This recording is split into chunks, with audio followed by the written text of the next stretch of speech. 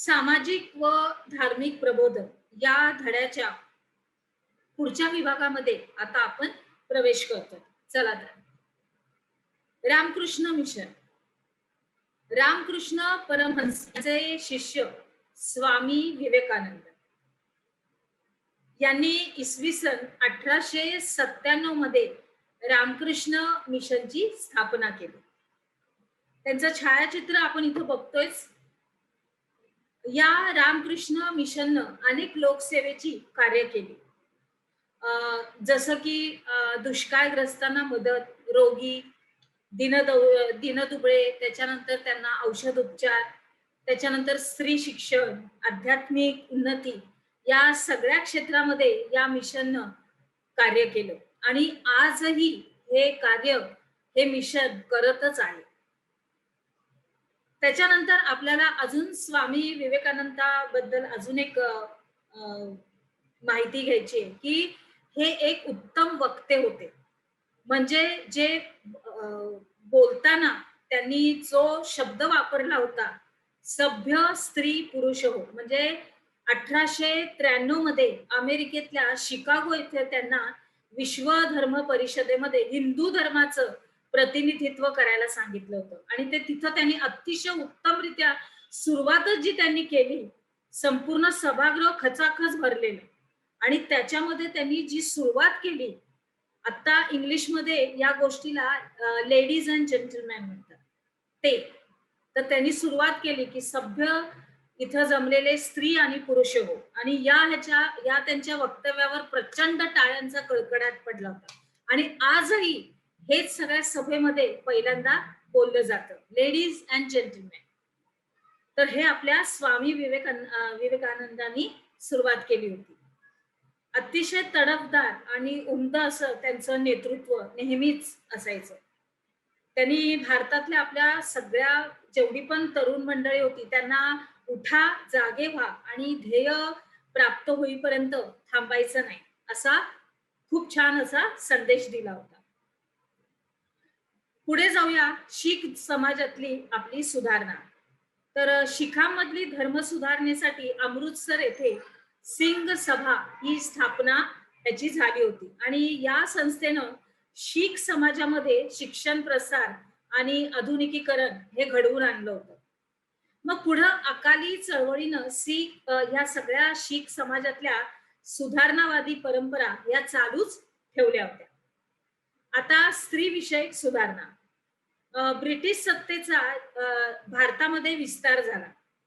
त्या सगळ्या काळामध्ये भारतातील स्त्रियांची परिस्थिती जी होती ती अतिशय दयनीय अशी होती. म्हणजे त्यांना शिक्षणाचा अधिकार नव्हता, त्यांना समानतेमध्ये वागणूक दिली जायची नाही.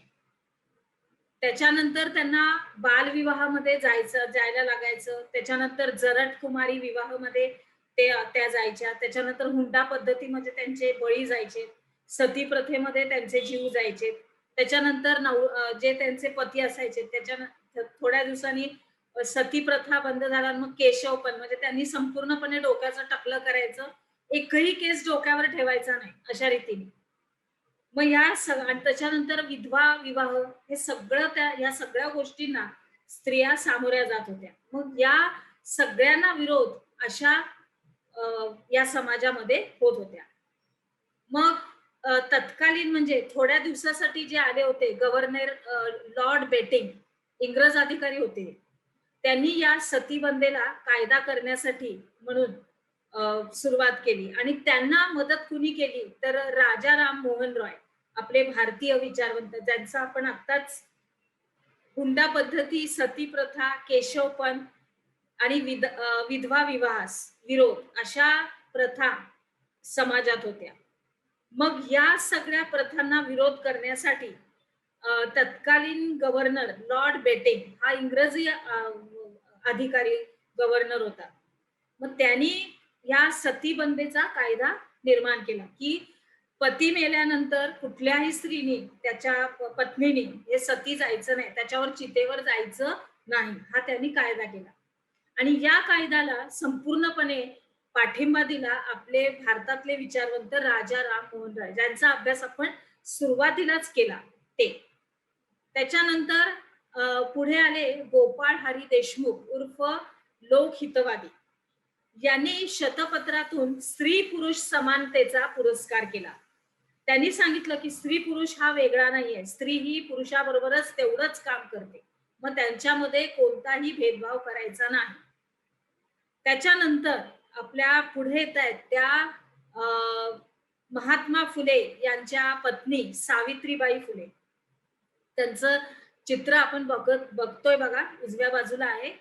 त्यांनी पुणे येथील भिडेवाड्यात मुलींची पहिली शाळा काढली. त्यात त्यांना कोणी महात्मा फुलेंनी 1848 मध्ये महात्मा फुले यांनी पुणे येथील भिडेवाड्यात मुलींची पहिली शाळा काढली आणि या त्यांच्या गोष्टीमध्ये त्यांना साथ देणाऱ्या होत्या म्हणजे त्यांच्या पत्नी सावित्रीबाई फुले.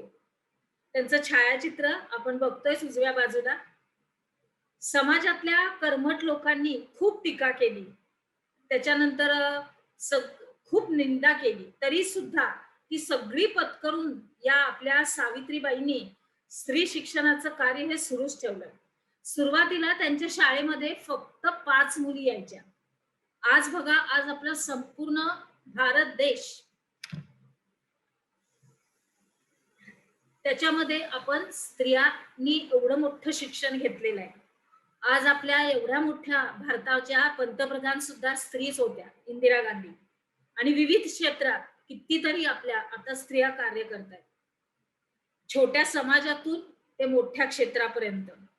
त्याचं सगळं श्रेय जातंय आपल्या सावित्रीबाई फुलेंना, कारण त्यांनी सगळ्या गोष्टीमध्ये आपल्याला स्त्री शिक्षण हे पहिल्यांदा दिलं. त्याच्यानंतर महात्मा फुले यांनी स्वतःच्या घरामध्येच बालहत्या प्रतिबंधक गृह स्थापन केलं आणि केशवपनाची पद्धत बंद व्हावी म्हणून त्यांनी नाभिकांचा संप घडवून आणला. मी तुम्हाला ह्याच्या अगोदर पण सांगितलं होतं उपक्रमामध्ये की पती मेल्यानंतर केस कापायची, की त्या स्त्रीनी सुंदर असं राहायचं नाही, का तर कोणी तिच्याकडे बघायचं नाही आणि तिने कुणाकडे बघायचं नाही आणि शांततेत घरामध्ये एका खोलीत राहायचं. त्याच्यासाठी त्यांनी संप घडवून आणला. पुढे आले विधवांच्या या पुनर्विवाहाला मान्यता मिळवून देण्यासाठी पंडित ईश्वरचंद्र विद्यासागर, विष्णू शास्त्री पंडित आणि वीरेशलिंगम पंतलू यांनी विशेष प्रयत्न केले. त्यांचं छायाचित्र आपण आपल्या उपक्रमात बघतोय. तर गोपाळ गणेश आगरकर यांनी आपल्या सुधारक या वृत्तपत्रामधून बालविवाह, त्याच्यानंतर संबंधी वयाचा कायदा यावर परखड मतं मांडली, म्हणजे विरोध केला, बालविवाह करायचा नाही. त्याच्यानंतर महर्षी विठ्ठल रामजी शिंदे यांनी मुंबई येथे देवदासी प्रथेविरुद्ध परिषद भरवली. याच्यामध्ये चक्क एक वेगळीच पद्धत असायची ही देवदासीची. त्याच्या विरुद्ध सुद्धा खूप मोठ्या प्रमाणामध्ये विरोध झालेला आहे. त्याच्यानंतर ताराबाई शिंदे यांनी स्त्री आणि पुरुष तुलना हा एक ग्रंथच लिहिला आणि त्यांनी अगदी जहाल भाषेत स्त्रियांच्या हक्काचा पुरस्कार केला की प्रत्येक ठिकाणी स्त्रीला हा हक्क मिळालाच पाहिजे. त्याच्यानंतर महर्षी धोंडो केशव कर्वे यांनी पुण्यामध्ये एक अनाथ बालिकाश्रम सुरू केला. विधवा, परित्यक्ता म्हणजे ज्यांना अशा स्त्रिया आहेत ज्या समाजाने पूर्णपणे त्यांना त्रास दिलेला आहे, अशा सगळ्यांसाठी त्यांनी एक अनाथालय निर्माण केलं आणि त्याच्यामध्ये या अनाथालयामध्ये राहून मग सर्वच महिलांना शिक्षण देऊन त्यांच्या स्वतःच्या पायावर त्यांनी उभा करून त्यांनी व्यवस्थित आपलं आयुष्य जगावं यासाठी त्यांनी खूप प्रयत्न केले. त्याच्यानंतर या उपक्रमामधले आपले प्रश्न, काही सहकारण स्पष्ट करण्यासाठी आपण कारणं दिलेली आहेत, तर ती तुम्ही लिहायची आहेत. तर भारतामध्ये सामाजिक धार्मिक परिवर्तनाच्या चळवळी या सुरू झाल्या, याचं कारण काय? महात्मा फुले यांनी नाभिकांचा संप घडवून आणला, तर याचं सुद्धा उत्तर तुम्हाला लिहायचंय. चला तर मग आता आपण आपल्या पुढच्या विभागात प्रवेश करूया.